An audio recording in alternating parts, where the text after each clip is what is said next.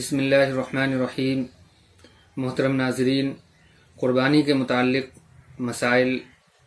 کا سلسلہ چل رہا ہے۔ آج کا مسئلہ یہ ہے کہ قربانی رات میں بھی ادا کی جا سکتی ہے یا نہیں، چونکہ قربانی کا وقت 10 سے شروع ہو کر 12 ذی الحجہ کی شام تک رہتا ہے۔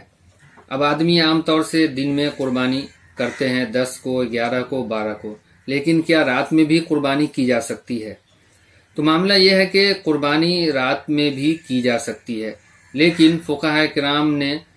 مسئلے کو مکروہ قرار دیا ہے، اور مکروہ اس وجہ سے قرار دیا ہے کہ رات میں روشنی کا انتظام صحیح طریقے سے نہ ہو پائے، اور ہو سکتا ہے کہ جانور کا جو صحیح طریقہ ہے ذبح کرنے کا اور جن رگوں کا کاٹنا ضروری ہے وہ رگ رہ جائے اور صحیح طریقے سے ذبح نہ ہونے پائے، اس لیے رات میں قربانی کرنا مکروہ ہے۔ لیکن اگر ہمارے پاس انتظام ہے،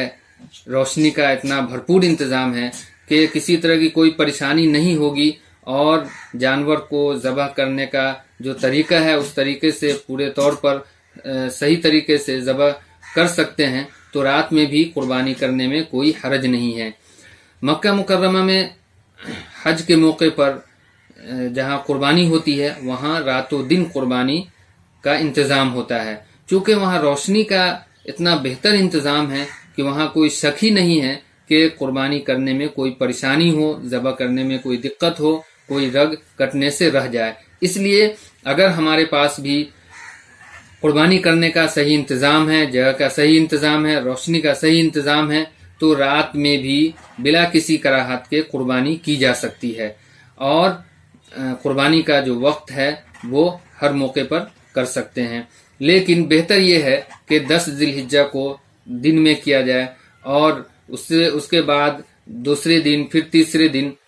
کر سکتے ہیں۔ بہتر یہ ہے کہ پہلے دن، پھر دوسرے دن، پھر تیسرے دن، اور دن میں کرنا زیادہ بہتر ہے۔ لیکن اگر بعض دفعہ ایسے حالات آ جاتے ہیں، ایسی مجبوری ہو جاتی ہے کہ دن میں کرنا مشکل ہو جاتا ہے، دن میں کرنا ممکن نہیں رہتا، حالات موافق نہیں ہوتے، تو رات میں بھی قربانی کی جا سکتی ہے، لیکن شرط یہ ہے کہ صحیح انتظام ہو، روشنی کا صحیح انتظام ہو، تاکہ جانور صحیح طریقے سے ذبح